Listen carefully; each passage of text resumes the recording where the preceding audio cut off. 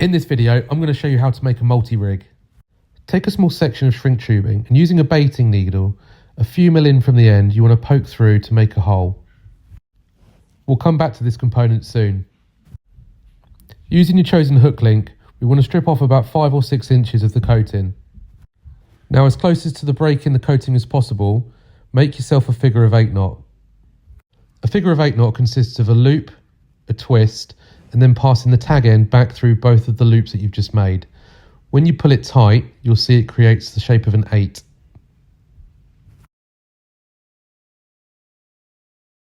Now you can cut off your tag end.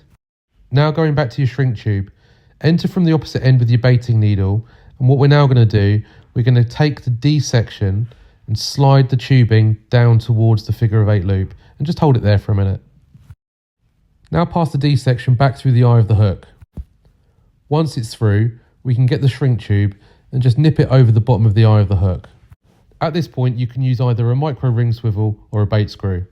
Once you've threaded it on, you can pass the D section around the shank of the hook, underneath, and then pull it tight over the top to create your D.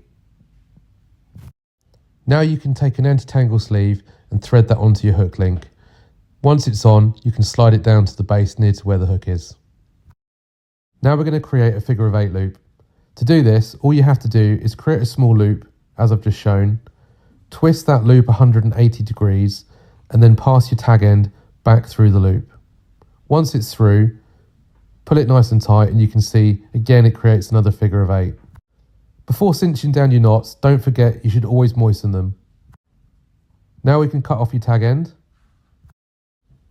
slide up your anti-tangle sleeve back to the loop, and now it's time to attach your bait.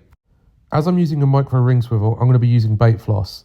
After sliding down the pop-up from the baiting needle, I'm going to push it down just onto the base of the ring swivel itself. Now it's time to cut off the excess floss.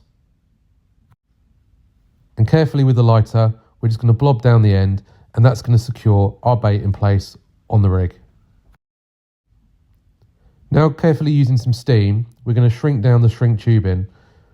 Just before it cools, we're going to add a small curve just to create a kicker.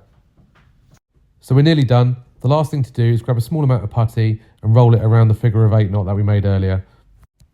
And that's it, you're done. You're ready to go. Give the multi-rig a try, and don't forget to drop me a follow.